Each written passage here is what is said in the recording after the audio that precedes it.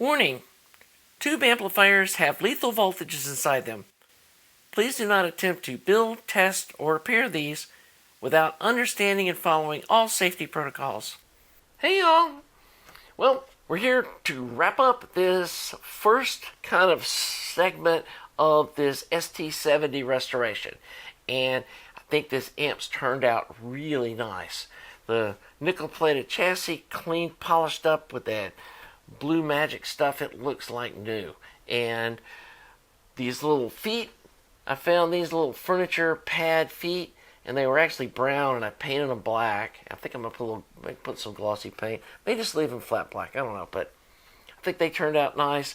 I bought some other little black feet that didn't stand up quite as high, and I feel like there needs to be at least this much of a gap, air gap, and then there's no bottom cover, so the air can just kind of flow through, and it's got these little slots in the top, and ended up having a little extra hole here, so we got some ventilation. I think that's going to work out nice. And I know when I was first looking at this, and I did some forum posts, when I mentioned this board, there was a couple of people that were like, oh yeah, that 12E7 board is horrible. Those 12E7 tubes, oh, it's going to have a ton of distortion, and it's just not going to sound good and all that. And I just don't know if some of these folks have actually ever tried any of this stuff, or they're just parroting this 12AU7 tubes suck narrative that seems to be just all over the internet. It's like, those are just super nonlinear tubes. And I look at the tube curves, it's like, what are you talking about? I mean, yeah, down in the very heel, they're not linear, but you shouldn't be operating a tube down in there anyway. And once you pump some current through them and get the voltage up a little bit, put the load line up where it needs to be, man, the spacing on the load line is just like perfect. And I think they're great sounding tubes if you get the right ones. And so, yeah, that's nonsense that these boards aren't good, or that this design won't work good, because you'll see it works great. And yeah, there's some little tweaks we're probably going to do, and I know I've kind of changed up a little bit of the internal wiring from what the stock ST70 and maybe even what the VTA guys do. And I'm not saying, I just don't agree that grounding the cathodes of the output tubes through the chassis is a good idea.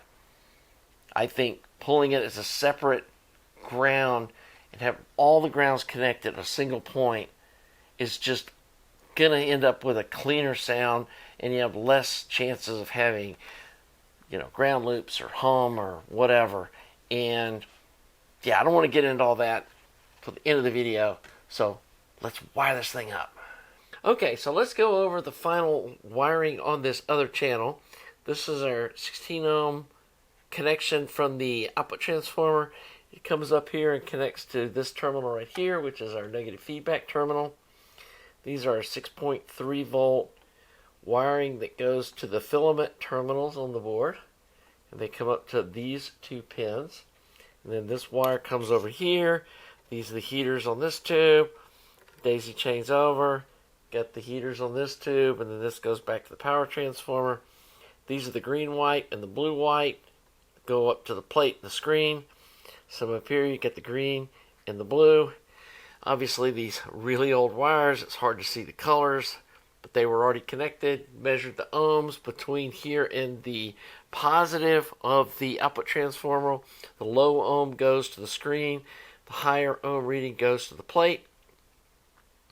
These are the screen stopper resistors that go from pin 6 to 5. Same over here. Then we pull this wire from pin 6, which is the unused terminal on this tube. We're just using this as a tag point. Comes over here to the pin 6 on the board. Same over here. That's our grid for the output tube. And then we have brought both the cathodes up here. One of them comes to this terminal. The other one comes to this terminal down here that's diagonally opposed to it. Got the 10 ohm shunt or sense resistor that goes from this cathode terminal up to this pin. And then we're connecting this over here to our star ground point. So that gets those two output tubes wired up. And someone did mention in the comments, is this ground trace in the board grounded to this terminal here that's bolted to the chassis, and they are. I'm not sure if that's going to cause a problem. Worst case, I could use some nylon screws and nuts to mount the board to the chassis to insulate it, or I could get more creative, putting some sort of insulated thing here where the board attaches, but I'm hoping that it's not going to be an issue. But if we end up with some ground loop hum or something in the amp, that's probably the cause, since everything else has been star grounded. So let me show you what I did with the input terminals. And I think I mentioned in another segment, this little board here, which spreads these RCA jacks apart far enough so you can use modern RCA interconnect cables. It moves it right near the edge. You just want to make sure that the body isn't shorting out to the chassis. It does need to be insulated from the chassis. And then we tied the grounds together here in the center and pull it down here to the ground on the board. Okay, then we get these two terminals on the volume pot that are on this side, tie these together, and then bring them also down to this other ground point. So we've grounded these terminals of the pot. Then we pull the center terminal of this outboard pot to this input pin here, or trace. And then on this other side, same deal. We've got this center one kind of looped back, and it comes down. It's kind of hard to see, but it's connected to the other input port. And then all we have to do is connect the center of these RCA jacks. One of them goes to this bottom terminal, and then this one comes over and goes here. And then we've got a volume pot on the input, so we can control the amount of gain that's going into the amp, and hopefully the amp will have enough input sensitivity where we can drive it off of my phono stage or a CD deck or something like that without requiring a preamp. I know a lot of people love preamps, and if you want to use a preamp, you could just eliminate this whole thing and just hook these jacks straight up. But I like the idea of being able to control the input sensitivity of the amp, and these audio note volume pots are a nice compact size. They're high quality. The other one that won't fit are these larger Japanese Alps blue velvet pots. And you can see, I know there is a little bit of distortion from the camera, but you can see how much larger they are, and they just won't physically fit in this location. And while those are nice potentiometers, I think these are a better fit. Now, Tubes for Hi-Fi does sell a stepped attenuator, and I may try that in the other amp and see how that works out. But again, I like having some way of controlling the input gain. Just, if you don't need a preamp, there's no point in sticking one in the signal path. Less is more. So anyway, that gets all of that wired up, and we're now ready to power this up. I plan on powering it up on a Variac, and I'm going to first make sure that we have voltage on the grids of all these tubes, and make sure that the bias supply is working. And if I see negative voltage on these grids and that it's adjustable by those potentiometers on the top of the board, then I know we're ready to power this thing up for real and set the bias on it. And then we'll check all of our voltages. The spec sheet talks about the voltage that you want to see on this terminal going into the amp. So I want to make sure that's within spec or close enough. And then they say that you can adjust this resistor over here to get this voltage where it should be, depending on just the voltage of the transformer. I know these originally were wired with a 117 volt primary, and modern voltages at a wall outlet are probably about 5 volts higher. So we'll see if that's an issue or not. Pretty sure that the modern replacement transformers are primary wound for modern voltages. I know people are saying, go ahead and replace the power transformer, but I want to see what this thing sounds like before I spend a bunch of money doing upgrades to it and stuff. And if it can power this amp without just running blazing hot, we may just roll with it. So anyway, that looks like a good place to wrap up this segment. And in the next video, we'll be powering this thing up.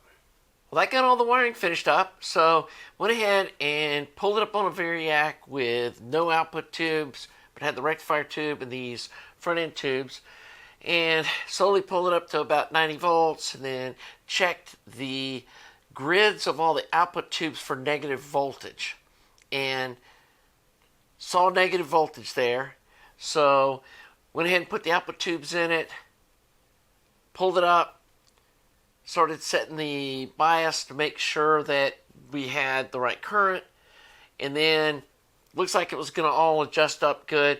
So I said, what the hey, and I just hooked it up to the wall outlet and powered it up.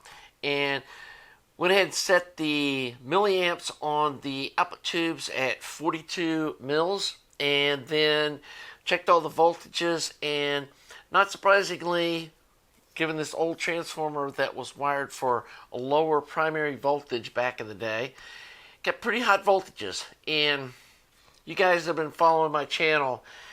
One of my mantras is high voltage, run the tubes hot. And I know some people, oh, I want to run the tubes as little voltages or little milliamps as I can and run them really cool biased so they last a long time. And I can understand that if you're using like a pair of those EML, 300B tubes that are $800 or $900 or $1,000 a pair. These are $20 a piece tubes new. And I know these JJ EL34L tubes sound great. That's what I put in my production amps. I've tried a bunch of different tubes in that amp, and these to me sound the best. And I do have to play with some tube rolling in this, so I'm not sure if that's what I'm going to end up with. But to me, dirt cheap tubes, I get people have different ideas of like budget. And yeah, a set of these tubes is more than some people want to pay for a hi-fi amplifier. So there's that, but I don't consider $80 a lot of money in hi-fi gear. So the tubes don't last a long time, but that sounds really good. I'm willing to give that up. So anyway, got 465 volts on the plate. I can't remember what the exact voltage going into the front end tubes are, but it's pretty hot. So I calculated the milliamps and the wattage going across the constant current source device on the phase splitter tails, and think we're going to be fine there.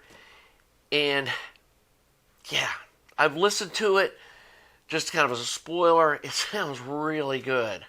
And folks that are saying these 3 1287 tube amps, or this tubes for hi-fi board is like the bad one or something, I don't think they know what they're talking about. Or maybe it's that I am running high voltage and pretty high dissipation on these tubes, but I'm hearing what sounds really nice.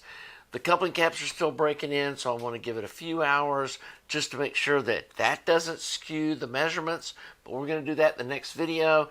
Was going to kind of do them together, but it ended up being a super long video, so I'm going to do the measurement video separate from this final kind of build video, because maybe some people that just want to see the measurements. So anyway, that's going to wrap up this build for 2024.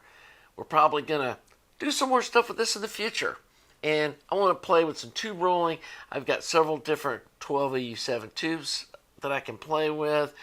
The interesting thing was, after running it for a couple of hours, and this is the short stack power transformer. There's like a early short one, there's a medium one, and there's a tall one. This is like the really short one that's supposed to run like firecracker hot.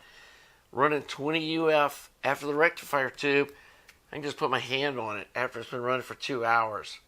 And it's warm. It's pretty warm, but it's not like, ow, gotta take my hand off. So I think that may be part of the trick, or part of the problem is people, they get these larger can caps as an upgrade, or as a kit to recap it, and then they put the 40 UF after the rectifier tube, and then they cook the transformer. And I'll put a link in the video below about why the capacitor size in a tube rectified or even a solid state rectified circuit is important, and how it hammers the transformer and the rectifier tube, trying to put too much capacitance as the first capacitor. And I think this transformer is going to work fine. So I do need to go through and measure the fill voltage, and that's going to be for next year. We got other projects to deal with, but man, it looks awesome, doesn't it? And man, when it's all tubes are all lit up and everything, this is really a beautiful amplifier to me. And I put a post on Facebook showing the amp with some music playing through it, and yeah, people were like, holy crap, what is that? And it's like, it's a cool old tube amplifier. So anyway, hope you're enjoying this content. If you are, please subscribe. Please like the video. That really helps me out. Thanks to all you Patreon folks and you other folks that help support the channel so we can do fun stuff like this. Oh, and my disclaimer again, not sponsored by Tubes for Hi-Fi. I bought this stuff all retail from their store because I wanted to support a fellow small business. Plus, it's a good value. The stuff's very reasonably priced, I think, especially for the quality involved. And I think when you see the next video of the measurements, you're going to be as impressed as I am. So, until that video, have a nice day.